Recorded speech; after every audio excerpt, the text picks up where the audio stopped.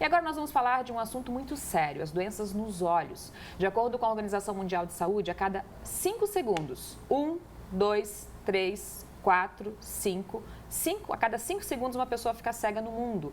E a cada 1 minuto, uma criança perde a visão. Por isso foi criada uma cartilha para esclarecer a população de Santa Catarina sobre as principais doenças que afetam a visão. As formas de prevenção, diagnóstico, né? Tudo sobre essas doenças. E quem vai trazer os detalhes dessa cartilha e a própria cartilha para a gente é a médica oftalmologista, a doutora Gisele Caum, que já está comigo, eu já estou com a cartilha em mão. Enquanto eu vou perguntando para a doutora Gisele, né, como é que foi criada essa cartilha, como é que foi desenvolvida, já vão mostrando aqui. Doutora, muito obrigada por ter vindo, seja bem-vinda ao Ver Mais. Boa tarde. Boa tarde. Como é que foi criada, né? Como é que vocês chegaram a essa cartilha aqui? Então, a cartilha, na verdade, foi uma ideia da própria Sociedade Catarinense de Oftalmologia, a parceria com todos os associados, que praticamente quase todos os oftalmologistas de Santa Catarina, justamente para trazer essa informação, conscientização para as pessoas que, de repente, não têm muito conhecimento sobre a consulta médica, sobre as patologias, porque geralmente as pessoas só lembram do médico, do oftalmologista para óculos, né? E o olho pode ter mais de 3.600 doenças, então é importante a divulgação, o conhecimento das doenças, a importância da consulta com o médico, né?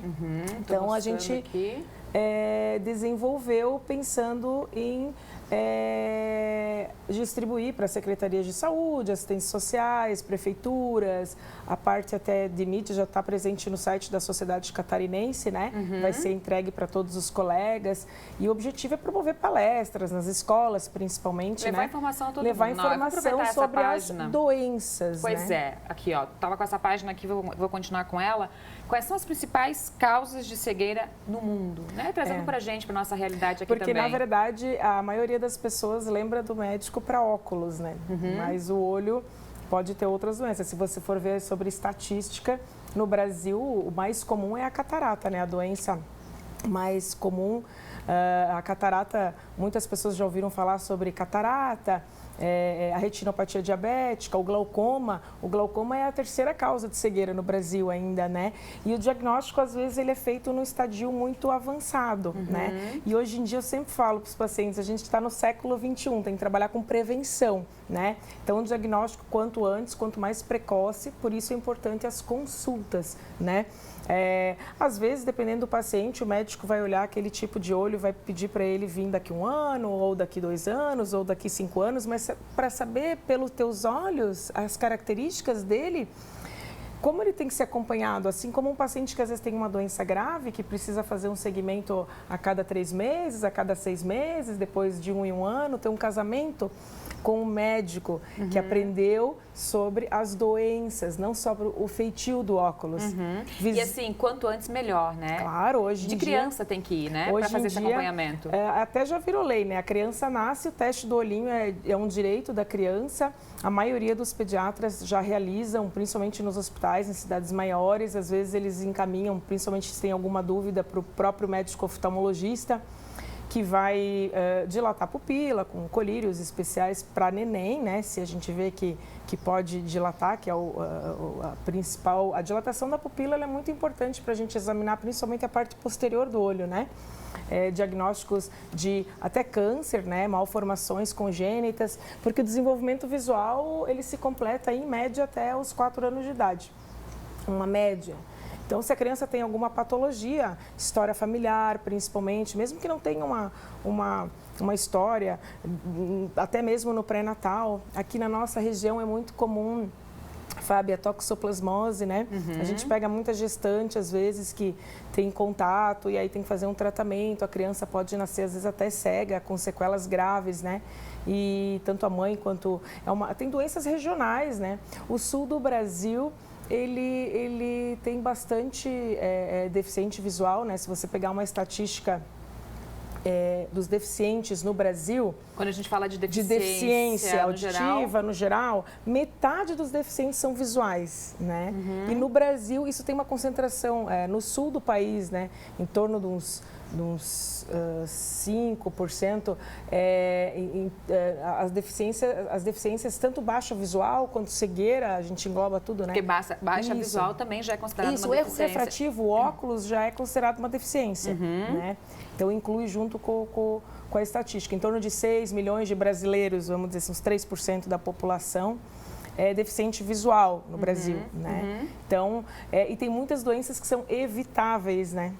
E talvez não evitável chegar num ponto mais... De ter um sinal, né? Eu ia te perguntar, porque a prevenção tem que consultar o médico, não adianta.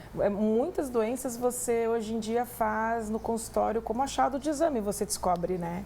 Então aí para você trabalhar com prevenção, às vezes o paciente precisa tomar alguma medicação, uma vitamina, porque a pessoa só lembra de óculos, né?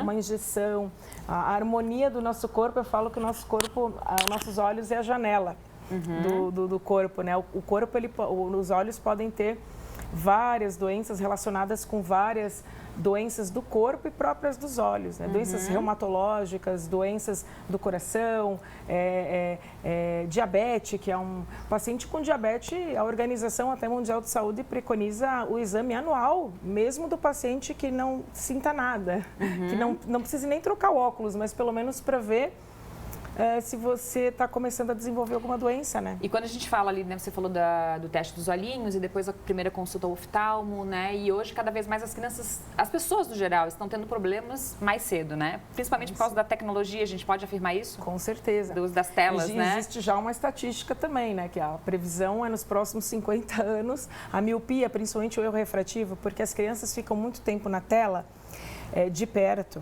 E o olho foi feito para olhar de longe.